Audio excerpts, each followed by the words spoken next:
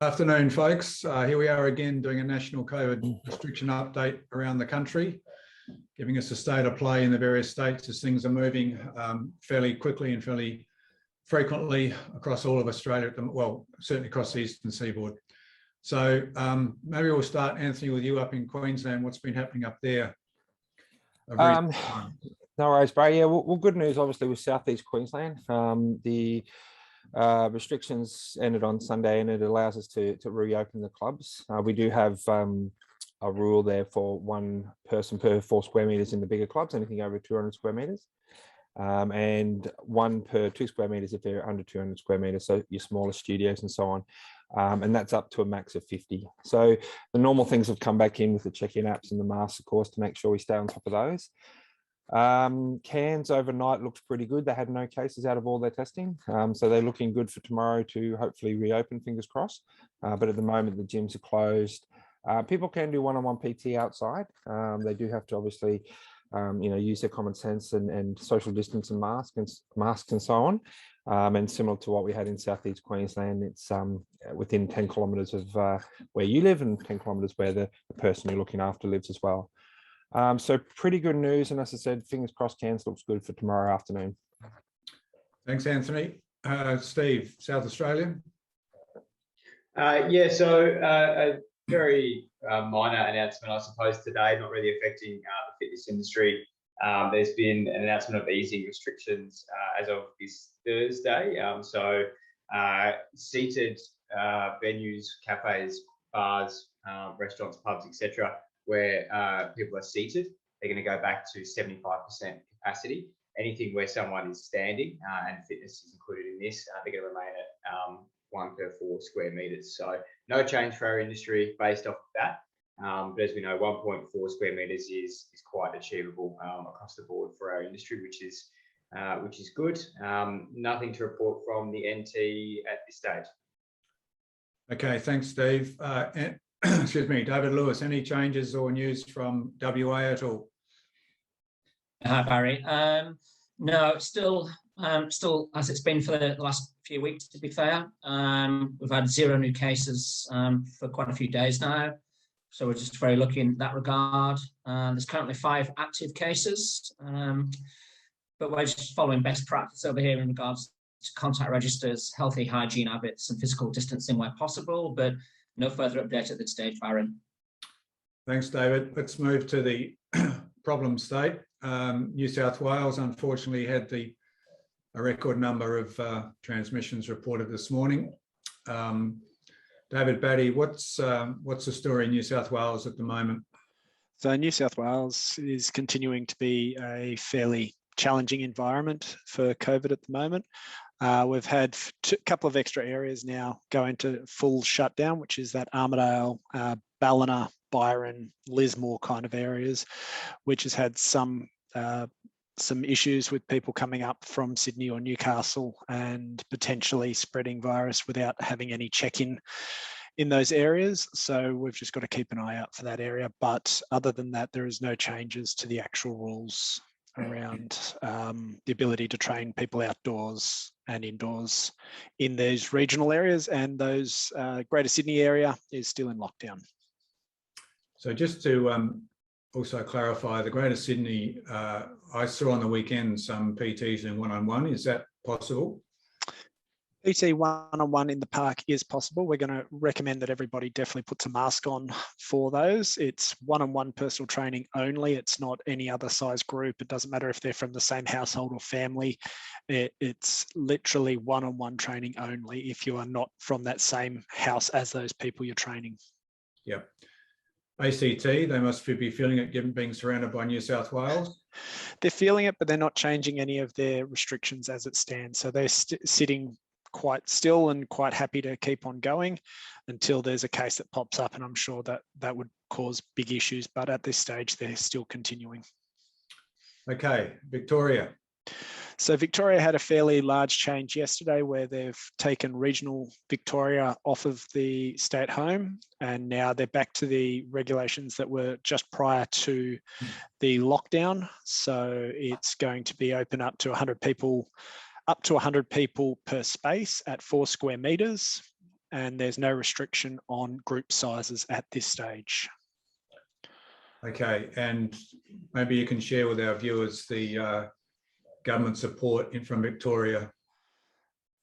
There's been a large amount of support being offered from both the Victorian government and the federal government to the small businesses, and in the regional Victorian areas, the tab will be picked up by the Victorian state government when it comes to Greater Melbourne, because the lockdown's going to last for a bit more. There's going to be further assistance applied from a federal level.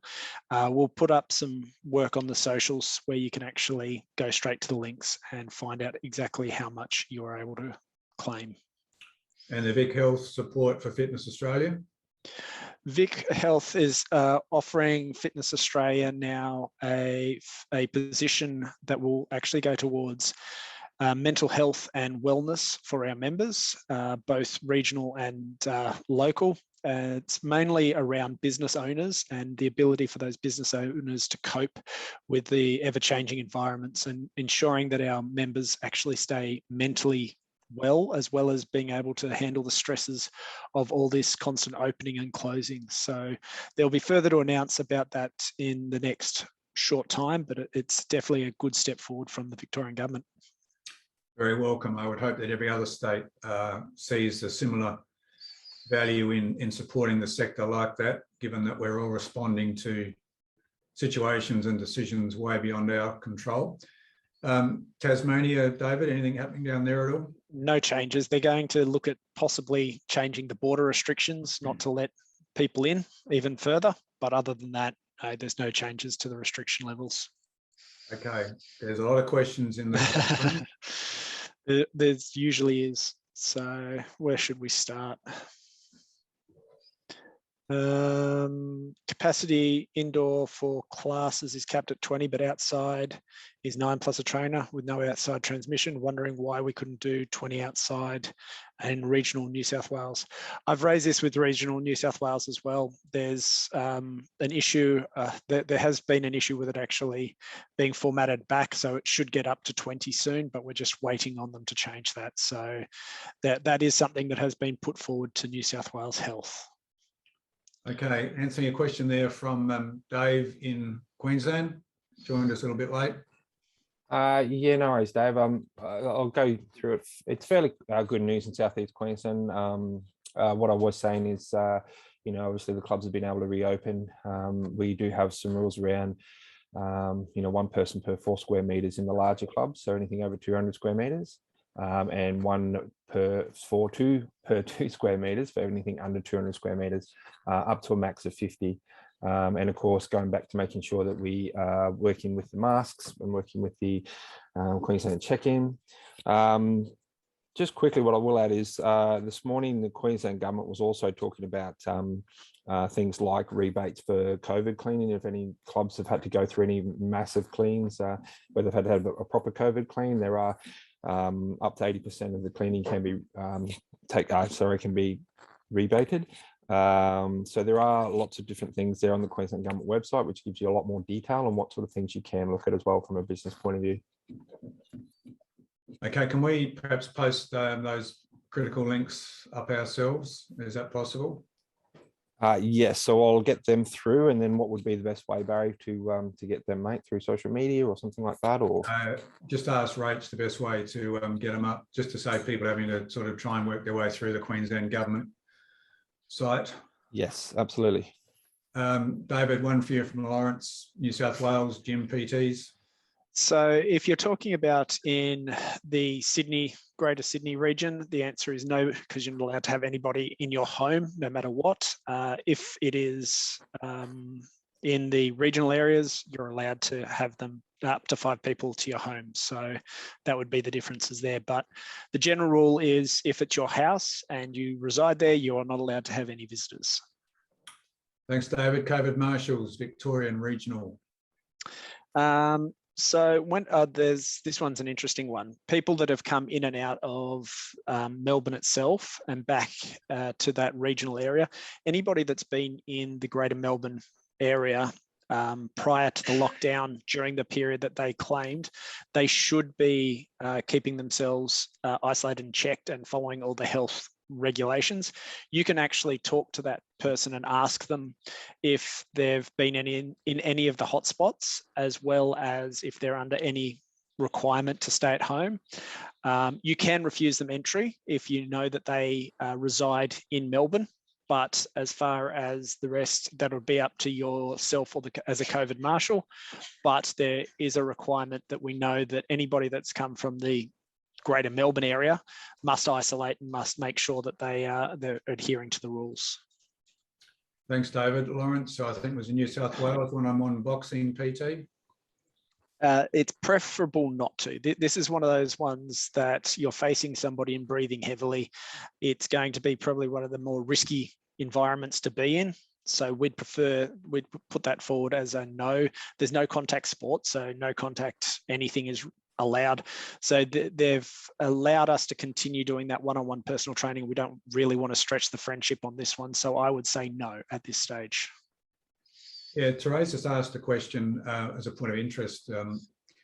Is there going to be any talk about whether fitness businesses can require staff and our clients to be vaccinated? That's a really interesting question, and it's top of mind at the moment with government, at state level and the federal government, because more and more industries are now going to be requiring it.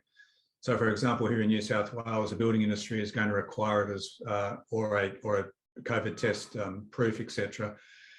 It was actually raised with me, I think about a month ago, by a health official whether Fitness Australia will be taking a position on this. It's going to be on the agenda for our board meeting later this month. It's one of those sort of catch-22 questions. If you try and enforce it, how do you enforce it? I guess through Fitness Australia to our members, or we're going to say it's up to an individual members, gyms, PTs to see if they want to require it. At this stage, the federal government appears reluctant to mandate any vaccination on any business. Whether that's right or wrong, I'll leave it up to your own political state. But it is going to be a question which is going to be coming top of mind, I think, as this sort of situation, particularly here in New South Wales, seems to be deteriorating on a daily basis. So thanks, Teresa. As soon as there is a position either from Fitness Australia, as a recommendation, obviously we can't enforce those sort of, if we were to say that members should be requiring people with vaccination, staff is perhaps a different issue. We can certainly find out from our lawyers whether you have the legal capacity to do that. From what I was reading in other industries, they've stated that it's not unreasonable request of staff to do that, but we'll need to get that clarified with our sector. But thanks for that question, Teresa. Diane, is one-on-one outdoor PT allowed in Victoria for longer than 2 hours? The long and the short of this one would be no. You're not meant to actually do one-on-one PT at all unless they're going to be the only person that you're in contact with outside of your home. So you're allowed to exercise with up to one person for up to 2 hours outside of your home, but you are not allowed to go and train multiple people in that time. You're not meant to be out personal training in this time. This time is trying to really lock down this virus and try to ensure that we can open up as soon as possible. So the answer to that is definitely no. David, you again teaching a spin class, regional New South Wales, Shoalhaven, and only have 3 to 4 people attend. Can we take off our masks when exerting ourselves? And would you call this a small group training rather than a class? It's up to the interpretation of the person actually coming in as well as yourself. You could interpret it either way if you're spreading the people out far enough. I would actually talk to the local health departments there just to ensure that they'd be okay with that. Because it's technically is a class, because you're in a group where you're all doing the same thing at the same time, I'd say that that's what they are hoping not to do. And in classes, they are still keeping masks on in regional. So it's a flip of the coin. I would actually contact them directly with your specific requirements and what you're doing specifically, and they may allow you to do that, but that's going to have to come from New South Wales Health. Thanks, Lyndon. Just bringing to our attention that SPC is giving their employees time to get vaccinated. My understanding of that is SPC has mandated vaccination as a condition of employment, but it seems like they're going to give people time to do it, which is good.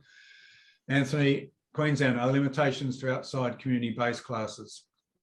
Community-based, no. It's still the 1 per 2 square metre rule. There are, if similar to any sort of outdoor activity or gathering. But again, just ensure your spacing is correct, and you've got the physical distancing. And if you do that, the other thing, of course, I've suggested the other day was making sure that you are gathering the information for people. I know it's more difficult outside, but most trainers will have the information of those people that have attended a session as well. Another one for you, Anthony. Boxing classes in Queensland, boxer-size style classes. Are they allowed? I might get Dave to help me with this one. My understanding is, again, being an indoor exercise, it would be very similar to any other classes. We'd highly recommend that masks be where possible. I know boxing can get quite intensive, so it's difficult to have that all the time.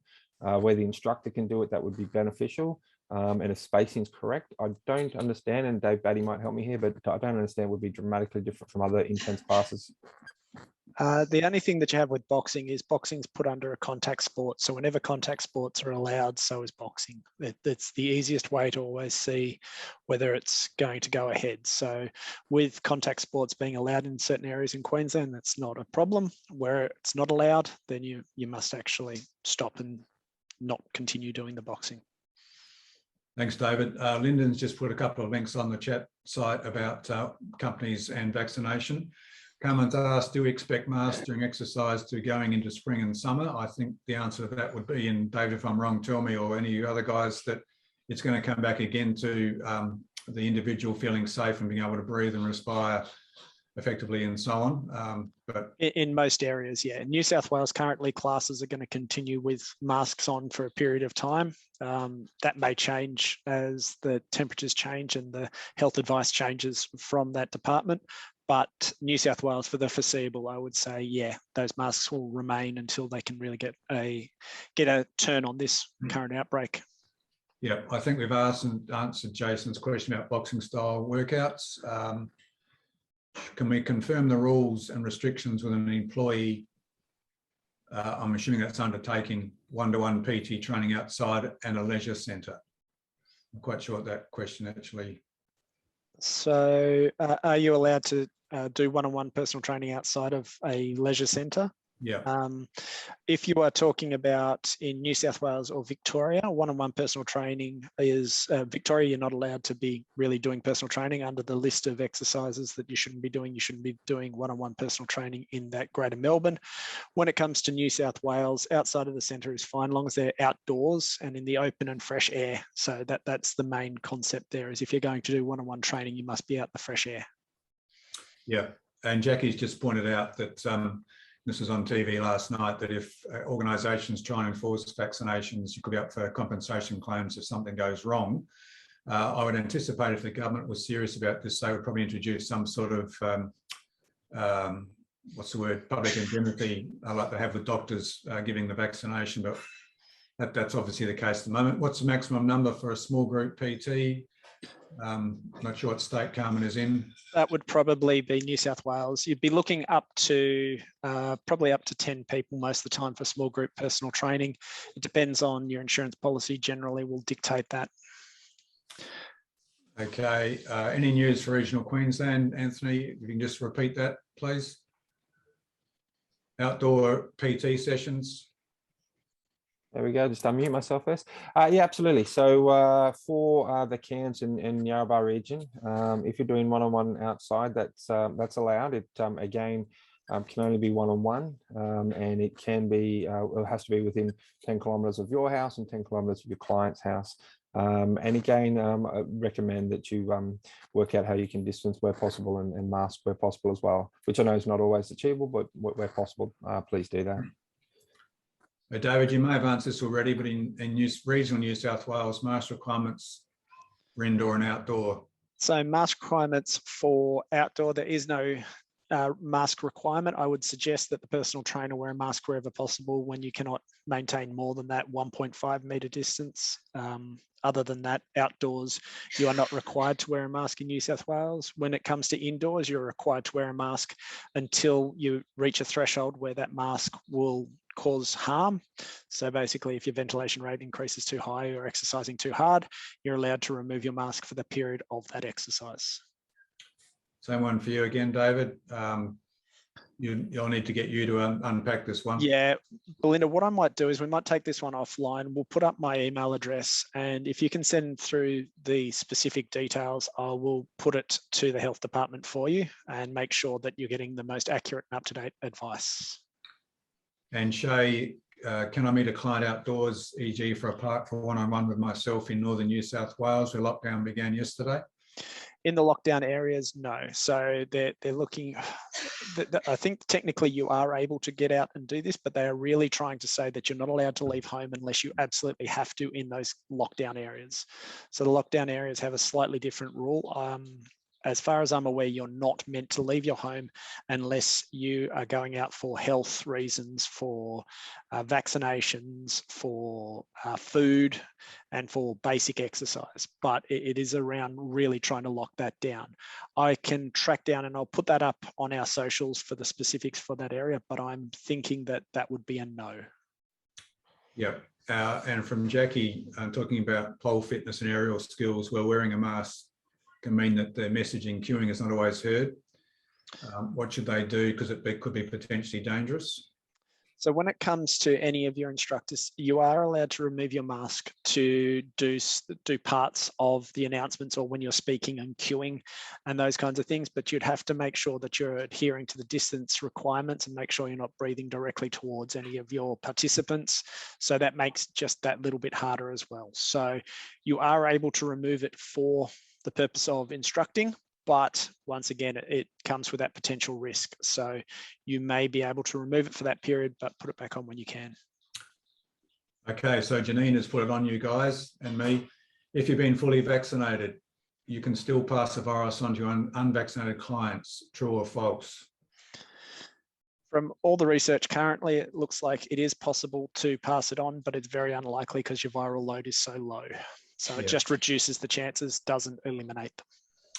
Yeah, that's my understanding as well, David. The vaccination, as I understand it, and this could be wrong, I'm not a doctor, so please don't bash me up on social media if this is wrong, but my understanding is that if you have the vaccination, it reduces your likelihood of getting the virus. It also means if you do get it, you're likely to get rid of it quicker. But that's what my GP told me when I got my vaccination. That could have changed. That was 3 months ago. Local sports like footy taking place in Victoria. I don't know, David. Yes, the short of it is yes, there will be some sports that are allowed. There won't be any spectators, I believe, to start off with, but some in regional Victoria, sports are definitely starting to go ahead. I think they've even got a game down in Geelong this weekend with the Cats playing. So whenever you see the sports start up and the professional level, you'll probably see them at the other levels as well. Going to use my fitness facility to record workouts, conduct Zoom sessions in northern New South Wales. New South Wales has come back to me in the past and said that if you are unable to record anything from home safely, you are allowed to attend your work premises to do that.